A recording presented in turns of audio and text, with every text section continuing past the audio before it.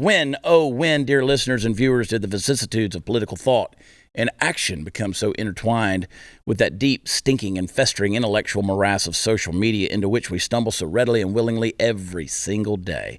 If your answer is ever since the dawn of social media, well, I suspect you're right.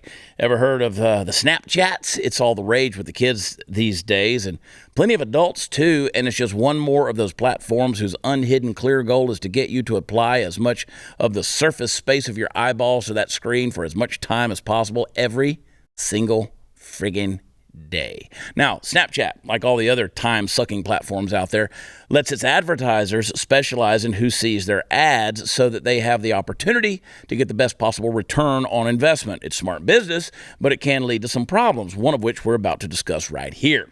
There are two companies, among others, that gather and provide data on Snapchat. Target Smart, which is a left-leaning group, and i360, which is a right-leaning group. Now, these groups work within that advertising framework to target ads that are political in nature. And the express policy of Snapchat is that while these two companies can gather and distribute their specific data sets however they choose, they can't see each other's data sets. Well, unfortunately, in a recent little slip-up, we're going to call it, someone at Snapchat fat-fingered the wrong button, giving Target Smart access to i360's customer information. Now, it might not surprise you to include that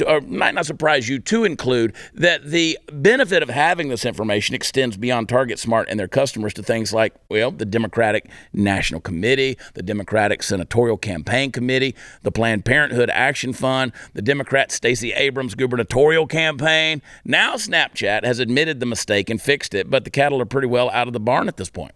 And I could spend time and breath opining on whether or not I think this was a mistake at all, but I won't. You know what I think. I don't know the people at Snapchat, and just because practically every other major social media platform in the world leans hard in the direction of the path not taken by me and thee, who knows? But I want to focus my attention elsewhere and pick apart the deeper part of this. Here's what I want you to take away from this story. The people who have set up this giant information mill on both sides of the political spectrum, mind you, use it and sink money into it because, it works. It works in a business sense. And it seems to work in a political sense as well. And that begs the question, why are we allowing social media to influence our political moves either as individuals or as a group? I mean, seriously, think about that for just a second. It's the same thing as the old attack ads you used to see and still do see on television from time to time in a campaign season. Have you ever made your mind up about a candidate solely based on seeing an attack ad from his or her opponent? If so, I would suggest that you need to think a little more critically about the process that keeps our country running.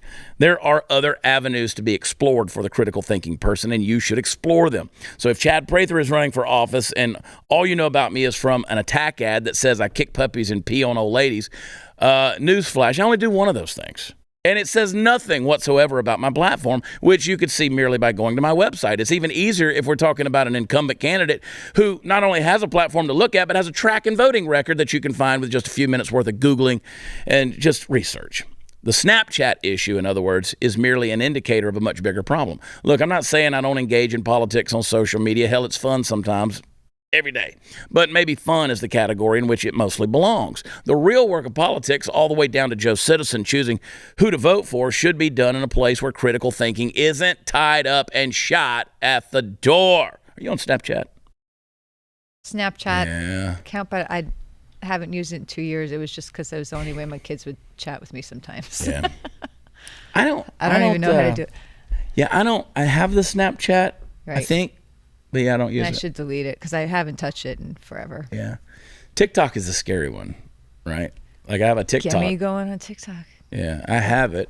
But like somebody else started it for me. Somebody that worked with me started it, and they kind of helped grow it. And when they quit with it, it just sat there. Yeah. I'm a community violation anyway. Yeah. Dave gets banned all the time, and he's like, I can't believe I got banned again. I'm like, why is this so surprising to you? And it actually bothers me that so many people are still using TikTok, especially people who are out there saying, we have to be careful about China. They're buying up our farmland. They're doing this, they're doing that. But you're on TikTok